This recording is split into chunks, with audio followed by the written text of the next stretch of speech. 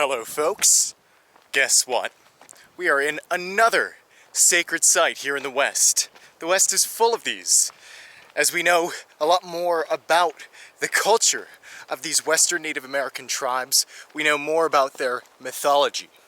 And here, where we are standing, is a sacred place. We are here in Wyoming. Once again, we've returned. We're not in the southeast like we were with Cheyenne and Fort Laramie. We are in the northeast.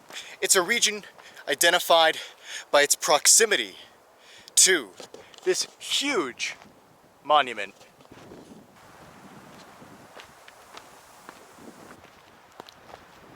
Oh man, this is what northeast Wyoming's like. Lots of rolling prairies, mixed in with a little bit of pine forests. But right here where we are, we see this huge monument, all natural. Now this behind us is Devil's Tower, and it does a great job of jutting out among all the scenery surrounding us. In this northeastern Wyoming area, this is the iconic symbol, Devil's Tower National Monument, where we are right now. And it's a thing not just of American significance, more importantly, it's a thing of Native American significance. It's impressive that over 20 tribes in the US have deemed it sacred to their beliefs and their culture. Now the story goes, there was a group of siblings. Suddenly, one boy went through some strange bodily changes. He grew fur all over. He became bear-like. He turned into a bear. And now the thing is, bears are not going to be polite and nice. They're wild, savage animals. Started to charge after the girls. And the girls were so frightened, they ran to a nearby hill. Now, can you guess which hill these girls tried to run up to flee from this bear? Well, it certainly wasn't these over there. They're too short. The bear would have gotten them. Yes, it's definitely this one up there. Although, according to legend, it was a lot shorter than how we see it today. The girls, scared for their life, prayed to the Great Spirit above, asking for safety to be elevated to the heavens. And so the Great Spirit answered this prayer, and this hill was turned into a giant formation as we see right now. The giant bear didn't give up trying to charge at the girls. He tried to get up to the top of this giant thing by clawing his way up. He tried and tried and tried to reach the girls, clawing and scratching, and that's what makes these formations, these, I don't want to call them striations because they're not really that, but you can see the indentations, the marks on the side of Devil's Tower, and that's where we get to Devil's Tower today. This is supposedly, according to legend, how this formed. And the reason why the natives that lived in this area treated this Devil's Tower with great honor and respect. This general theme for the creation of Devil's Tower is shared loosely. Story varies among the various tribes, the Cheyenne, Arapaho, Lakota, Apache, Crow, Shoshone. They all have their different tweaks to this general story.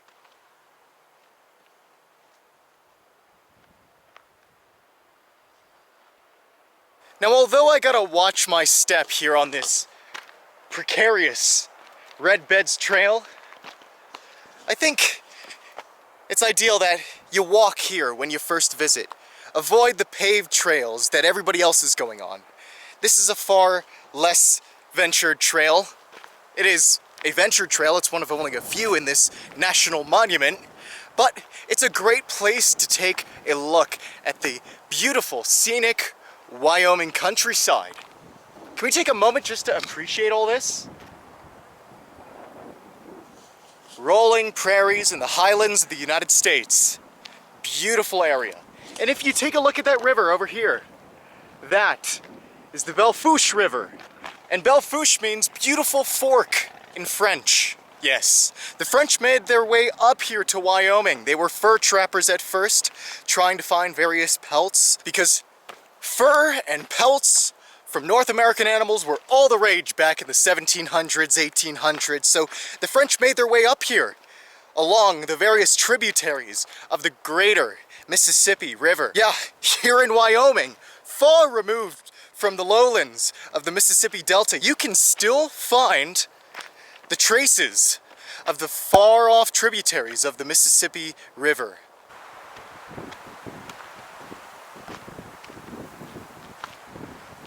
It's actually pretty surprising that we can see in the distance, right by the pure cold waters of the Belle Fourche, some red sandstone along the edges of this national monument. Beautiful scenery, all sorts of colors. This is an artist's dream. You see all of these beautifully stunning vistas, which could very well inspire future, past, and present artists alike.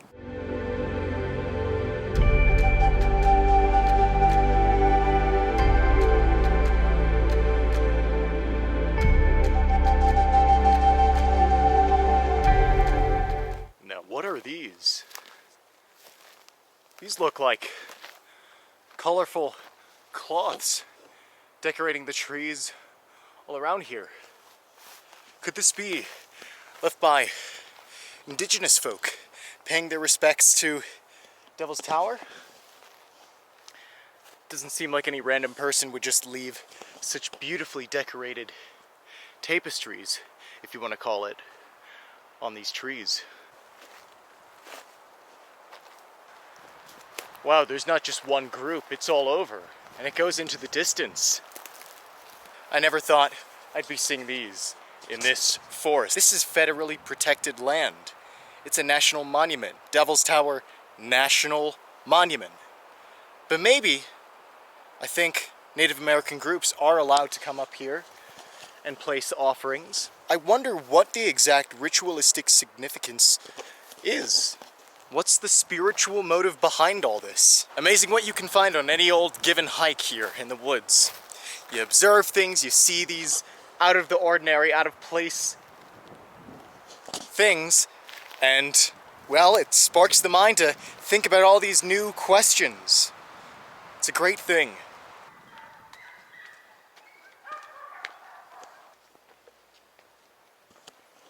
We're now on the actual tower trail, and you can see from a close-up distance just how massive this structure is. And you can see the lines on it, those bear scratches as explained by those oral native traditions.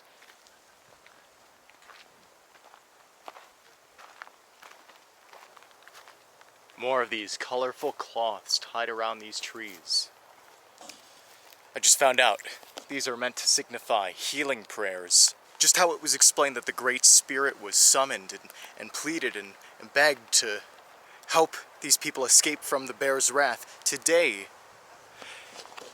Devil's Tower, or should I rather say Bear Lodge as it was called by the natives, is still used as a place for prayer.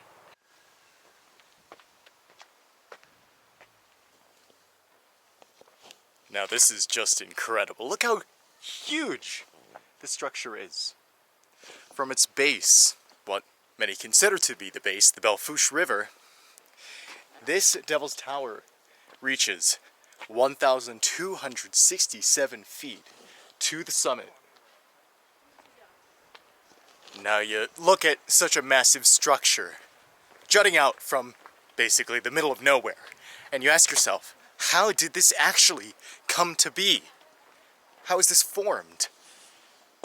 Well, it turns out that much, if not all, of Devil's Tower is made up of igneous rock, and igneous rock forms from the cooling of magma. And this led researchers to narrow the possible interpretations down to only a handful, all sort of revolving around the idea that this was once an ancient volcano deep under the Earth's surface. Around 50 million years ago, the Earth's surface was much higher than it is now, and as a result, close enough to the surface, but not all the way out.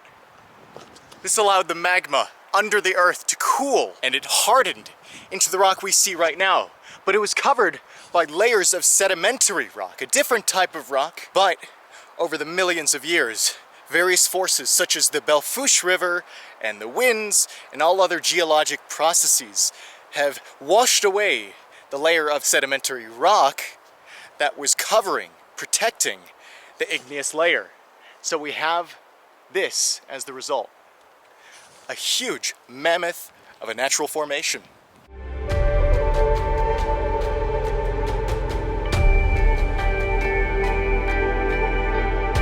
Well, as I said in Scottsbluff, Nebraska, don't think of this formation as just a rock. It is more than a rock. People go on daredevil climbs up the hundreds of feet to the top. It's an incredible thing to see. Just in person, with my own eyes, seeing that, it is just nothing short of a marvel. And I'm sure the people back in the early 1900s, late 1800s, were seeing this with just the same amount of splendor, if not more, because it was more of a trek to get here. And as a result, this was made a national monument. Now, there are 129 national monuments. This was the first national monument designated in 1906 by Teddy Roosevelt, the man, the myth, the legend. So that should tell you something, if nothing else, that if this was chosen first for the first national monument status, well, I don't know what to tell you. This thing is magnificent to look at. This monument is so grand that you can see it for miles away. I was about 10 miles away from arriving here on my drive to Devil's Tower National Monument, and I could see the darn thing. And it was huge from such a far distance. So to conclude, more than a rock. It's an ancient volcano. It's a sacred site. It's a haven for bears and people alike. This is Devil's Tower. We're gonna say goodbye to Wyoming. Hopefully this was a grand old conclusion, at least here on our Frontier Americana tour. I'd love to visit the big old state of Wyoming again someday. Not now, we're on to new places. So with that said, taking a look at both Devil's Tower itself and the beautiful northeastern Wyoming countryside. More travels to come. I will see you at the next location.